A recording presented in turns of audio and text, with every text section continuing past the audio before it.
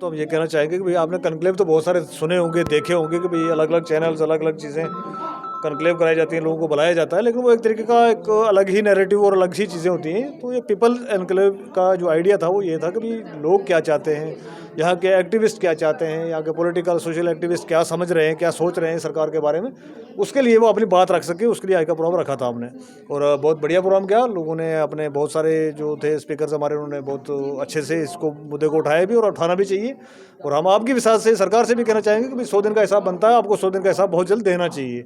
आप इसका गलतफहमी में नहीं रहें कि भाई आपको ये नहीं काम करने दे रहा है या वो नहीं काम करने दे रहा है। आपने कहा था कि भाई सरकार आते हैं हम 1 हफ्ते में ये करेंगे, 1 महीने में ये करेंगे और 3 महीने में ये करेंगे। आज 100 डेज हो गए, तो आपको इसका ऊपर जवाब देना चाहिए। और सबसे बर्निंग जो मुद्दा इस टाइम पे जम्मू में चल रहा है, खासकर मैं कहूँगा क्योंकि कश्मीर के लोग भी सारे जम्मू में इस टाइम, जम्मू के अंदर मार्च आने वाला है और आज से लोगों के बिजली के कनेक्शन जो है काटना शुरू हो गई है सरकार। हम आपके विश्वास से पूछना चाहते हैं कि आपने कहा 200 यूनिट फ्री देंगे, उन 200 यूनिटों का क्या हुआ, हमारे उन 12 सिलेंडर्स का क्या हुआ। तो ये सवाल तो बनते हैं ना सरकार से। ये तो उन्होंने अपने मैनिफेस्टो में लिख के दिया था, ये तो हमने तो नहीं कहा था इनको भी आप ऐसा बोलिए, ये तो उनके मैनिफेस्टो में लिखा हुआ था। और इतनी भारी बहुमत लेने के बाद अगर आप बैठे हैं और 3 महीने से कोई कार्रवाई हो नहीं रही है, असेंबली के अंदर से कोई एक सिंगल वीडियो तक आपका नहीं आया है, 4 लोगों की आपकी कैबिनेट है, वो कैबिनेट की मीटिंग होती है, उसके अंदर क्या फाइनल होता है आज तक मीडिया को नहीं बताया गया।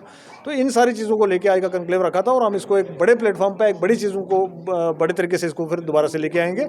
चाहते हैं कि भाई हर वो इंसान इसमें शामिल हो हमारे साथ जो अपने जहन के अंदर कोई सवाल रखता है सरकार के प्रति, लोगों के प्रति, या ड्यूल सिस्टम हमारा जो यहाँ का चल रहा है स्टेप पावर का, उसके प्रति कोई भी सवाल रखता है, वो चाहे मीडिया के हजरात हों, चाहे जनरल पब्लिक हो, चाहे जनरल वोटर हो, वो इस तरीके के कन्क्लेव में आए और अपना सवाल रखें, क्योंकि सवाल पूछने का टाइम आ गया। आज नहीं पूछेंगे तो आने वाली जनरेशन आपको सवाल करेंगी, फिर उससे बचने के लिए आपको सवाल तो पूछने पड़ेंगे सरकार से। खुद देखा आपने, ऑब्जर्व किया, 5-6 घंटे की बहस व तमहीस जारी थी और पीपल्स कन्क्लेव नाम से ये इजलास था।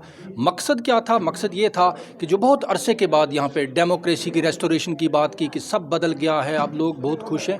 तो हमने रियासत के तमाम ज़िलों से, दूर दराज इलाकों से, तमाम पार्टी से लोग बुलाए थे।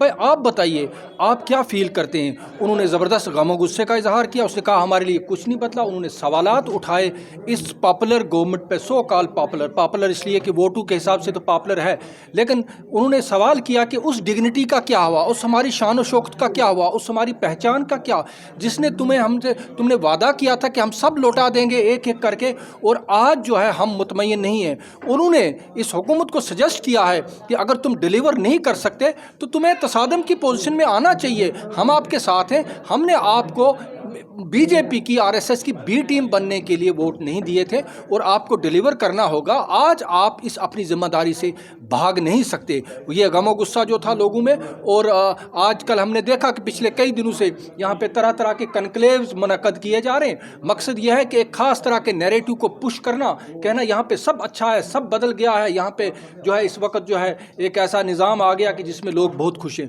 लोग खुश नहीं है, लोगों का दर्द वही है। आज भी उस गरीब के मकान बनने के लिए रेत मुहैया नहीं है। आज भी जो है यहाँ पे बेरोजगारी जो है अपनी चरम सीमा को पहुंची है।